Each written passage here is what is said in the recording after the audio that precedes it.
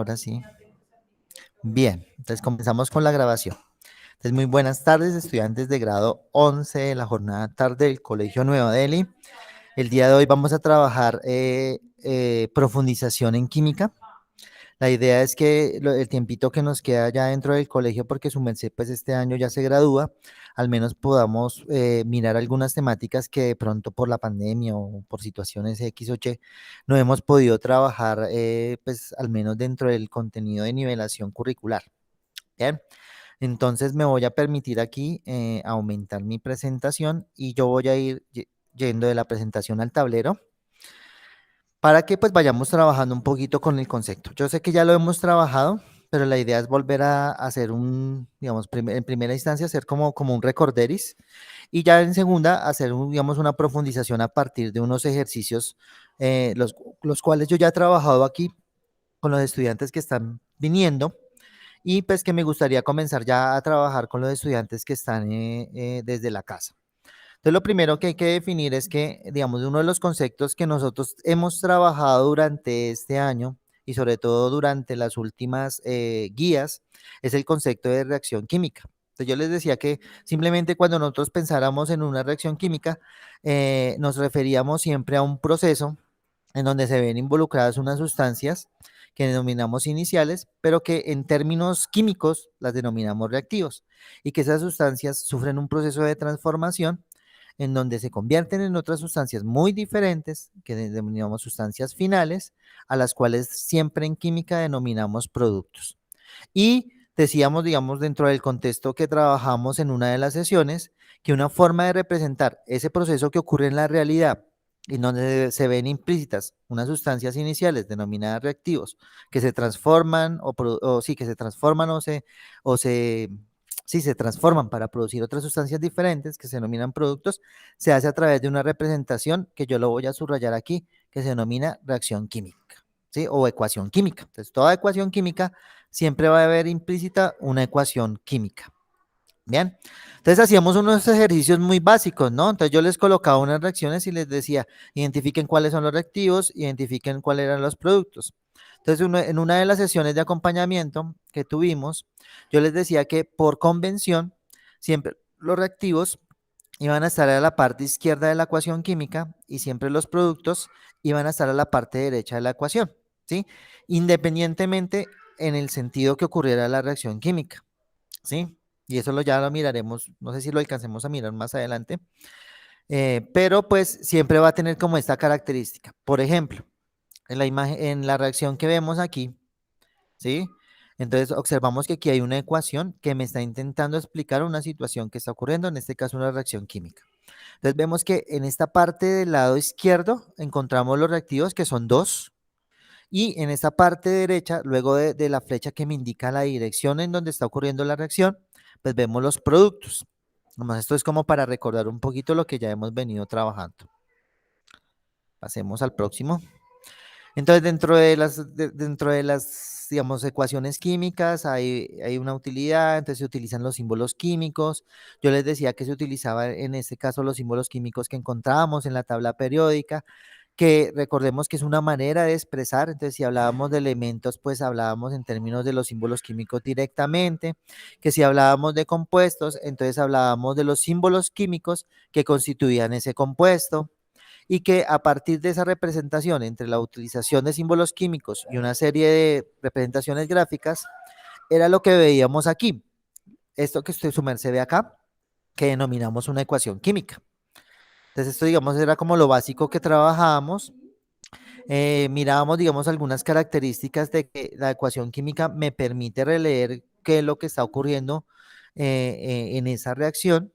Entonces sabíamos que, por ejemplo, el signo más significa que en el caso de estar en los reactivos, significa reacciona con. Si está el signo más, digamos, en los productos, significa que se produce. Sabíamos que, digamos, la flecha significa también la direccionalidad de la reacción, hacia dónde está ocurriendo, pero también dentro del contexto significa la producción de las sustancias, en este caso lo que denominamos productos. Entonces, aquí mirábamos esto, hablábamos un poquito de la ley de la conservación de la masa, es decir, que la cantidad de materia inicial luego de que ocurre una reacción química, debe ser igual a la cantidad de materia final. Porque pues la materia no se crea ni se destruye, solamente sufre un proceso de transformación. Entonces, es decir, que si yo hiciera este proceso acá y lo miráramos acá, pues la suma de la cantidad de reactivos debe ser igual a la suma de la cantidad de sustancias de productos. Si nosotros hiciéramos la suma aquí de estos dos reactivos que tenemos 37 gramos y 13 gramos, va a ser igual a 50, ¿sí? Y si nosotros observamos aquí, el producto que se obtiene también va a tener 50 gramos. Es decir, que la materia, en este caso, lo único que está sufriendo es un proceso de transformación, pero la cantidad de materia, o sea, la cantidad de materia implícita en ese proceso de transformación se mantiene, no se puede perder y por lo tanto, pues la cantidad de sustancia inicial debe ser igual a la cantidad de sustancia final. Preguntas hasta acá, Daniel, para después seguir hablando más carreta yo. No, señor, todo muy claro. Ok, listo.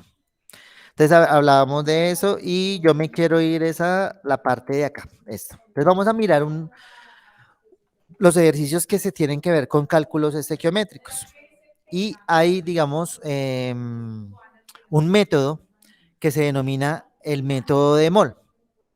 El método de mol lo que me utiliza son dos cosas. Me utiliza la masa molar de las sustancias que están implícitas en el cálculo que debo realizar y el concepto de mol desde lo que se denomina coeficientes estequiométricos. Es decir, voy a ir a mi tablero, como para que pues lo entendamos un poquito acá. Entonces voy a colocar aquí una reacción sencilla, como para que su merced me entienda. Voy a colocar aquí la reacción de formación del agua a partir del hidrógeno y del oxígeno. Entonces, esta sería la reacción del agua. ¿Listo? Entonces, dentro de la reacción yo puedo establecer relaciones estequiométricas entre los reactivos y los productos. Yo puedo establecer relaciones estequiométricas entre los reactivos y los reactivos. O yo podría establecer relaciones estequiométricas entre los productos y si hubiera más productos, pues el otro producto se hubiera en esta reacción, ¿sí? Si hubiera más productos dentro de la reacción. Esas relaciones estequiométricas dependen o son propias de la ecuación química o de la reacción que está ocurriendo. Es decir, que es implícita y es propia de la reacción que yo voy a interpretar a partir de la ecuación química que me estén dando. Por ejemplo, para este caso, pues si yo tuviera cantidades específicas de hidrógeno y de oxígeno, yo podría hallar la relación estequiométrica de cuál podría ser la cantidad de hidrógeno y oxígeno que pueden reaccionar a partir de los cálculos estequiométricos que yo puedo establecer a partir de la misma ecuación química. ¿Sí? Yo sé que es complicado un poquito porque es matemáticas, pero pues aquí lo vamos a entender más sencillo. Entonces, el método de mol simplemente lo que me da es una ruta para resolver el ejercicio de relaciones estequiométricas. Entonces, ¿qué es lo que voy a tener en cuenta? Vamos a tener tres pasos. Entonces, vamos a hablar del paso número 1. Bien. Entonces, el paso número 1 es que si a mí me dan una cantidad de sustancia en términos de gramos, vamos a llamar X gramos de A, en donde A puede ser un reactivo o un producto. Recordemos que las relaciones estequiométricas las puedo establecer de reactivo, reactivo, reactivo, producto, producto, producto, ¿sí? Y en sentido inverso y en sentido contrario. No mentiras. Entonces, en el paso número 1, yo lo que voy a tener es que debo convertir esa cantidad de gramos de la sustancia A X moles de la sustancia A. Bien, sería el paso número 1, que se va implícito en el método de mol. ¿Cómo lo voy a hacer desde el nivel matemático? Pues aquí lo que yo voy a hacer es un proceso en donde voy a utilizar la masa molar de A. Y ya vamos a recordar un poquito ese concepto de masa molar, de mol, y pues cómo se hace esa conversión. Entonces aquí lo que yo estoy haciendo en el paso número 1 es una conversión de gramos a mol que se denomina en química, ¿sí? ¿Y cómo hago la conversión de gramos a mol? Pues escoger la cantidad de gramos que me da inicial el ejercicio o lo que estoy utilizando en el laboratorio de química y lo que hago es dividirlo por la masa molar de la sustancia. Esa división entre estos dos valores va a quedar convertido en número de moles de esa sustancia. Ya cuando he hecho eso, como la idea es compararlo con las moles de otra sustancia diferente, Entonces yo debo convertir de moles de A moles de otra sustancia. La vamos a llamar B. Recordando que B puede ser otro reactivo o puede ser el producto. Entonces, para aquí, para el paso número 2, lo vamos a llamar paso número 2. Para el paso número 2, debo utilizar algo que en las ecuaciones químicas se denominan coeficientes estequiométricos, ¿sí? Y esos coeficientes estequiométricos me la da la ecuación química. ¿Cuáles serían los coeficientes estequiométricos, por ejemplo, para esta reacción, Daniel? ¿Su merced sabe o no sabe? No, profe. ¿No? Listo. Entonces esa es la idea del día de hoy. Los coeficientes estequiométricos son los números que se anteponen dentro de la fórmula química o la fórmula molecular de las sustancias que están implícitas en una reacción química. En este caso yo los voy a señalar acá. Este sería un coeficiente estequiométrico. Aquí no hay un número, pero recordemos que cuando no hay un número, se asigna un número de 1. O sea, este sería el coeficiente estequiométrico para el oxígeno. Y este sería el otro coeficiente estequiométrico, ¿sí?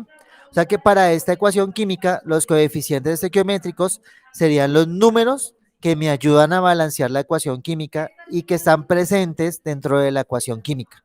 Es decir, que aquí, digamos, los coeficientes estequiométricos para los reactivos sería 2, para el siguiente reactivo sería 1, y para el producto, pues sería este número de acá. ¿Cuál sería, Daniel? El 2. El 2. Esos serían los coeficientes estequiométricos. ¿De qué van a depender estos coeficientes estequiométricos? Pues de la reacción química que tenga en cuenta y que yo vaya a resolver. ¿Listo? O sea, eso los utilizaría para el paso número 2. Coeficientes estequiométricos. Pero siempre, digamos, como yo necesito comprobar en una reacción química que las relaciones en cantidades que está ocurriendo dentro de ella, en muchas veces me requiero hallar la cantidad, digamos, de la sustancia en términos de gramos. Entonces, aquí lo que ya hemos hecho en el paso número 1 y en el paso número 2 es, en el paso número 1, convertir de gramos a mol de A, en el paso número 2, de convertir de mol de A mol de B, y en el paso número 3, lo que debo hallar es X gramos de B, ¿sí? Para ello, ¿cuál es el procedimiento que debo hacer? Pues aquí debo multiplicar las moles que hallé de B por la masa molar de B. Bien, este paso o estos 3 pasos siempre los vamos a utilizar a la hora de realizar un cálculo estequiométrico, ¿sí? Independientemente de lo que yo voy a tomar, porque A, recordemos que podría ser un reactivo y B podría ser un producto, pero también A podría ser uno de los reactivos y B podría ser el otro reactivo. O viceversa, si hubiera más productos, pues yo podría hablar en términos de producto y producto. O sea, aquí lo importante es que A es la sustancia de la que yo conozco los datos para poder resolver el ejercicio y B siempre va a ser la incógnita de lo que me pide el ejercicio. ¿Ven? Preguntas hasta aquí, Daniel. Yo sé que es complicado. Toda que me pregunte porque si no después lo confundo un poquito. Sí, profe, es que me perdí un poco desde el paso 2 del Ok, coeficiente. del coeficiente estequiométrico, ¿cierto? Sí, sí, Entonces, entonces, aquí, ¿cuál sería la idea? La idea es que este método se denomina el método de Mol y lo que me ayuda es a entender las relaciones estequiométricas en una reacción química. Eso debe ser lo que debe quedar claro. Ese método consta de 3 pasos, los cuales me permiten hacer cualquier tipo de cálculo, independientemente de las sustancias que yo tenga como referencia.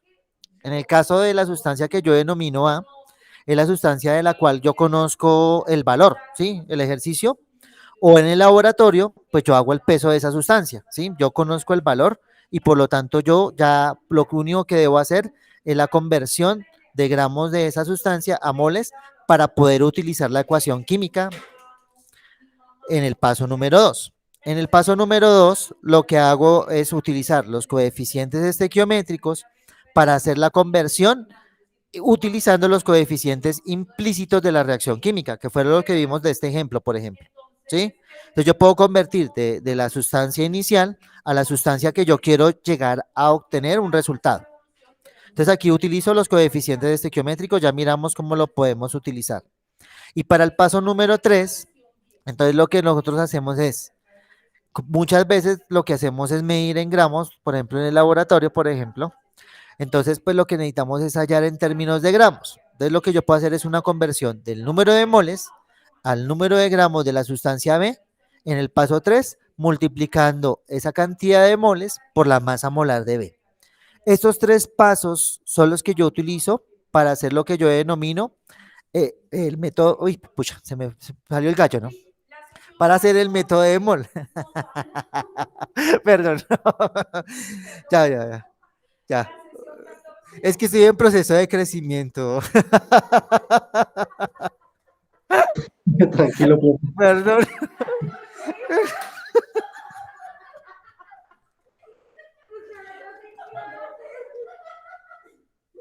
No me dejan acá trabajar, por favor, dejen trabajar, profesores.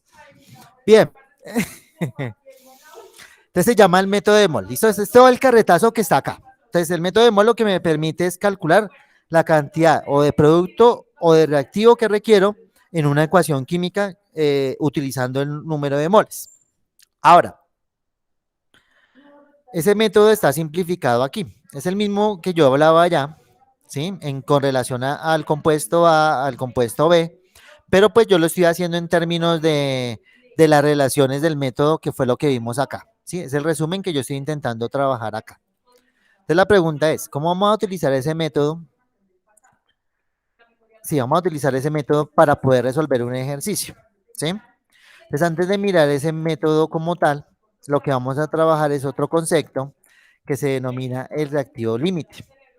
Entonces el reactivo límite simplemente en una ecuación o en una reacción química es el reactivo que se consume primero, es el que se va a acabar de primero y por lo tanto va a limitar la cantidad de sustancia que se puede producir o la cantidad de productos que se pueden producir. ¿Sí? Eso digamos es como el concepto general. Lo vamos a hacer con este ejemplo que está acá. Yo sé que este ejemplo, su merced, si es experto haciendo perros calientes, pues lo vamos a entender. Entonces imaginemos que yo tengo una ecuación o una reacción en donde se combina una salchicha por dos piezas de pan para producir un perro caliente. Bien, en este caso, digamos, dentro del contexto que yo tengo acá, pues yo tengo cantidades diferentes de salchicha y de pan, que en el caso de una ecuación química es las cantidades diferentes que yo podría tener de los reactivos que pueden reaccionar, ¿sí? ¿O no, Daniel? O Angie, que está ahí presente. Sí, señor. Ok, bien. Entonces, para este caso del ejemplo, pues, ¿cuántas salchichas tenemos? Tenemos 5, ¿cierto? Voy a colocarlo por acá, espérese. 1, 2, 3, 4, 5. Listo, 5. Voy a colocar los números como para que lo entendamos. ¿Cuántas piezas de pan tenemos? 4, ¿cierto? O sea, de parejas de pan. Bien. Entonces, recordemos que la reacción es la estequiometría de la reacción es sencilla. Una pieza de salchicha por una pieza de pan, en este caso de perro, me va a producir un perro caliente. Muy sencillo, ¿cierto? Pero la pregunta es, si yo tengo una reacción en donde tengo 5 salchichas más 4 piezas de pan, pues la pregunta es, ¿cuántos perros calientes puedo producir? ¿Sí? En este caso, ¿cuántas estamos viendo en la imagen, Daniel? 4. 4, ¿cierto? La pregunta sería, ¿cuál es la que me está limitando la cantidad de perros calientes que puedo producir? ¿El pan o la salchicha? ¿La salchicha sería? No, no, carajo, pero la salchicha, o sea, nuevamente, bueno, vamos a mirarlo acá, no importa. Entonces, vamos a hacerlo del siguiente análisis. Entonces, si yo quiero hallar el reactivo limitante, digamos, como para este ejemplo, ¿sí? Entonces yo lo que puedo hacer es lo siguiente. Si todas las salchichas tuvieran la cantidad suficiente de pan, ¿cierto? Y cada perro tiene solamente una salchicha, ¿cuántos perros calientes se podrían producir, Daniel? Los 4. No, pero si son Ah, 5, ¿los 5? 5, ¿cierto? Bien. Ahora, en el término de los panes, si en el término de los panes, o sea, tuvieran la suficiente cantidad de salchichas para producir el suficiente cantidad de perros calientes, a partir de los 4 panes, ¿cuántos perros calientes puedo producir? 4. 4, ¿cierto? Entonces, ¿cuál me está produciendo la menor cantidad posible? ¿El pan o la salchicha? El pan. El pan, sí, bien, bien, bien. Vamos a por ese bien. O sea, que aquí en este contexto dado de hacer un perro caliente, el pan es el reactivo limitante. ¿Por qué? Porque a la hora de hacer la reacción o a la hora de hacer el perro caliente, ¿sí? Pues me está limitando la cantidad máxima de perros calientes que puedo producir. ¿Qué cuántos son? 4, ¿sí? Por lo tanto, en este ejemplo que yo estoy dando acá, el pan es el reactivo limitante, porque solamente se pueden producir 4 perros calientes. Pero ¿cuántas salchichas tengo yo acá? 5. 5, ¿cierto? Pero ¿cuántas estoy utilizando realmente? Más 4. 4, ¿cierto? O sea que ¿cuántas me están sobrando? 1. Una, que es la que nos vemos acá.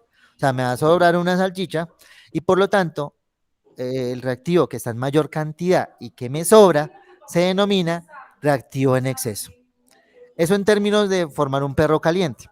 Ahora, si nosotros vamos ya dentro de esta analogía a verlo en una ecuación química, va a ocurrir lo mismo, ¿sí? Entonces yo voy a tener al menos dos componentes que pueden ser reactivos, uno que va a estar en mayor proporción, como en el caso de la salchicha, uno que va a estar en menor proporción, como en el caso del pan. Entonces, como el que está en menor proporción dentro de las relaciones estequiométricas es el que me va a limitar la reacción química, la cantidad de producto que se puede producir, a ese es el que denominamos reactivo límite, y como el otro está en mayor proporción de lo que puede reaccionar con el otro reactivo, con la otra sustancia, o en este caso con el pan, pues es lo que denominamos reactivo en exceso. ¿Hasta aquí sí está bien el concepto o hay una dificultad, Daniel? No, profe, todo muy claro. ¿Sí? Bien. Entonces vamos a ir a hacer este ejercicio, ¿sí? Como ejemplo, aunque yo creo que ya lo había hecho con Angie, que está ahí. Angie, ¿me acuerdas cómo hicimos este ejercicio? ¿Cómo yo puedo resolver este ejercicio? Angie, ¿estás presente? ¿O solamente te conectaste y te fuiste? Ay, no, mentira, está siendo grabado. Mentiras. Como que no, está conectada y se fue. Bueno, o le da pena. Entonces vamos a hacer este ejercicio en donde vamos a utilizar las relaciones estequiométricas, el método de mol, para hallar la respuesta posible en el caso de un ejercicio, digamos, a ver 11. ¿Bien? Este el ejercicio dice lo siguiente, considere la siguiente reacción y las masas molares de los siguientes reactivos. Me dan esta reacción que está acá, ¿sí? Entonces lo primero que vamos a hacer es identificar cuáles son los reactivos y cuáles son los productos. Entonces, ¿cuáles serían los reactivos, Daniel? Los de la parte izquierda. Parte izquierda, bien, esa vaina, ¿sí? La parte izquierda que serían eso. Estos serían los reactivos. Por lo tanto, ese sería el producto del producto de la reacción. ¿Listo? Lo primero que yo debo hacer en cualquier interpretación de una reacción química. Ahora, vamos a mirar dentro del enunciado qué datos me están dando del ejercicio. Entonces, como aquí no me cabe para hacer el análisis, entonces lo que yo voy a hacer es cortar mi reacción química para poder hacer el ejercicio al otro lado en mi tablerito. Ay, fue madre, espere, porque tengo que abrir una nueva. Voy a volverlo a cortar. Perdónenme ahí. Listo. Acá. ¿Listo? Entonces, tengo mi ecuación química. Bien. Entonces, ahora lo que vamos a hacer es identificar cuáles son los datos que me están dando dentro del ejercicio. ¿Sí? Porque lo que me está pidiendo el ejercicio es que, de acuerdo con la información anterior, es decir, esto que me están dando aquí, si reaccionan 124 gramos de P4 con 210 gramos de Cl2, ¿cuál es el reactivo límite? Es decir, lo que debemos acá determinar es, en el caso del ejemplo anterior o la analogía anterior, es el pan, ¿cierto? En este caso lo que debo identificar es cuál es el reactivo que se consume primero y por lo tanto me va a limitar la cantidad de sustancia que se puede producir. Entonces lo que primero que voy a colocar acá es la cantidad de reactivos y productos, ¿sí? Para ello voy a identificar la cantidad de sustancia que me está dando. Entonces yo puedo tomar alguno de los dos, o sea, puedo tomar los dos y lo que voy a hacer es la misma relación que hicimos anteriormente. En este caso, por ejemplo, acá me están dando 124 gramos de P4, que es uno de los reactivos. Te lo voy a colocar acá. 124 gramos de P4. Y también me están dando 210 gramos de Cl2. Entonces voy a llevar estos 210 gramos a mi tablero. Listo. 210 gramos, listo. Entonces, estas son las cantidades de reactivos iniciales que yo tengo acá, este de P4 y este de Cl2, ¿sí? Entonces, lo que vamos a utilizar es el método de mol para saber cuánto es la cantidad de PCl3 y a partir de la cantidad de PCl3, el reactivo que produce menor cantidad es el que yo voy a denominar reactivo limitante. Entonces, lo que vamos a hacer es utilizar el esquema que yo hice anteriormente. Entonces, me voy a ir a la página anterior. Este esquema que está acá, ¿sí? Lo vamos a utilizar acá. Entonces, ¿cómo lo vamos a realizar? Entonces, lo primero que yo debo hacer es, pues vamos a hacerlo de una vez aquí en el ejercicio, es que debo coger, en este caso,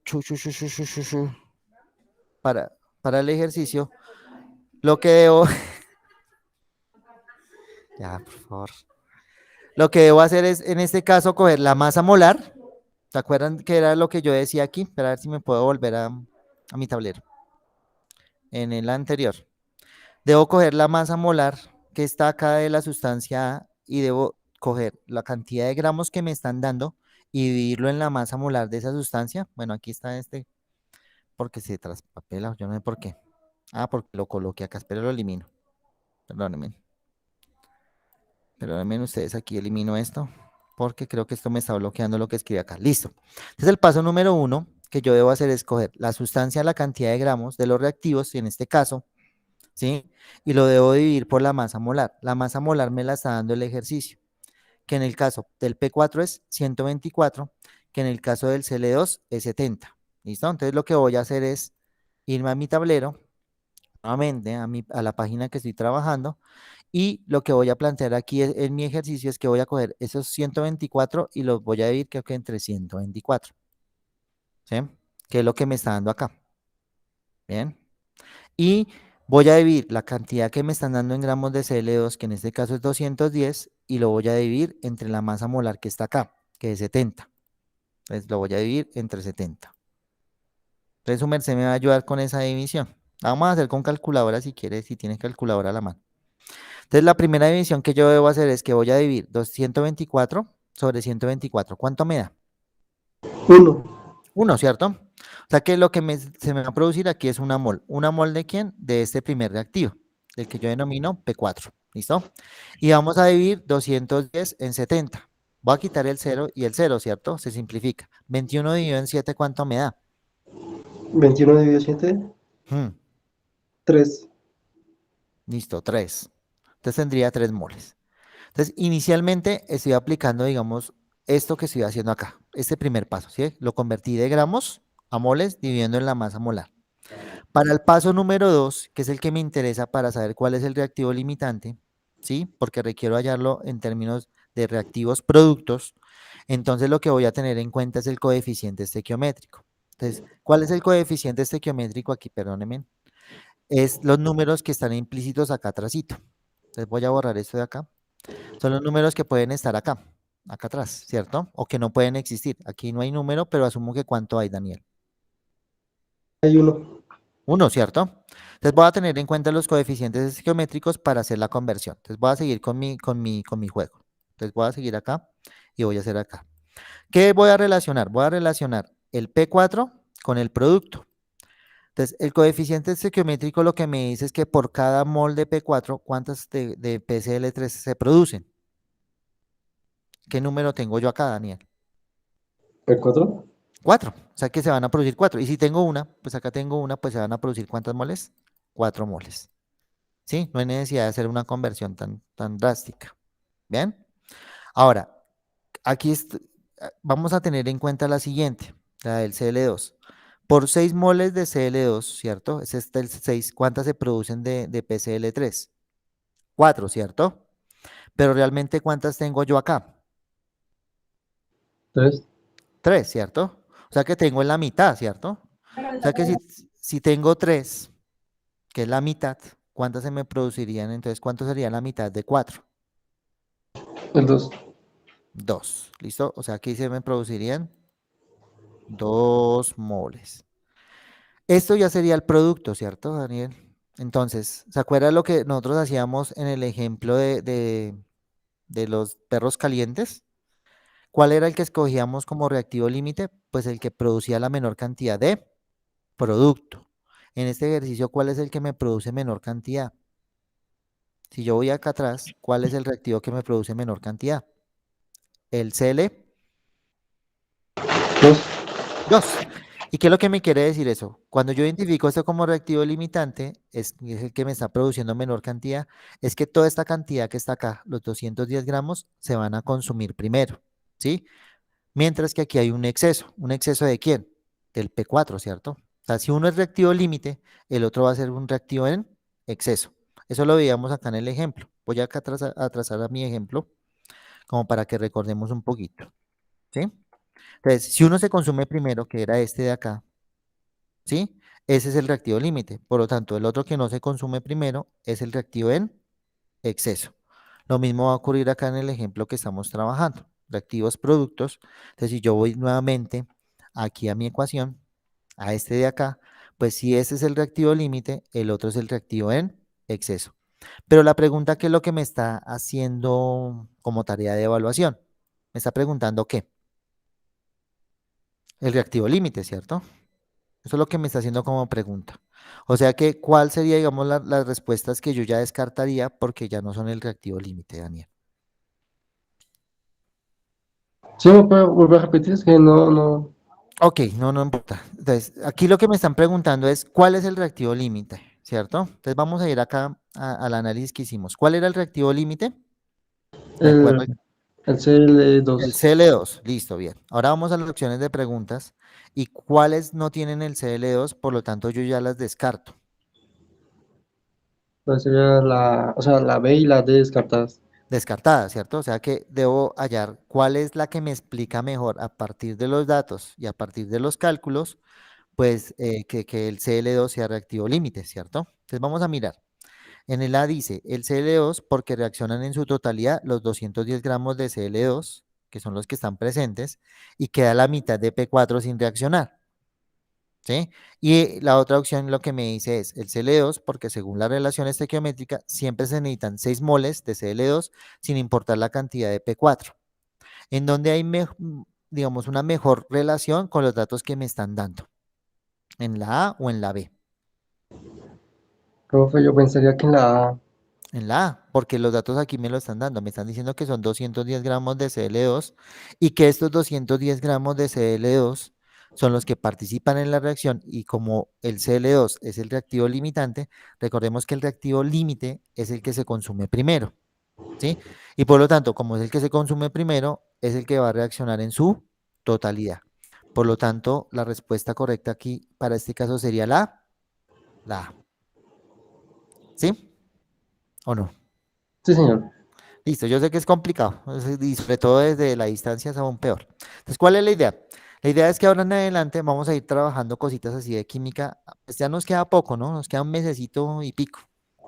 Si ustedes ya se van a graduar y todo eso, ¿cierto? Ya presentaron el ICFES, ya para qué voy al colegio, ya para qué me conecto, no mentiras.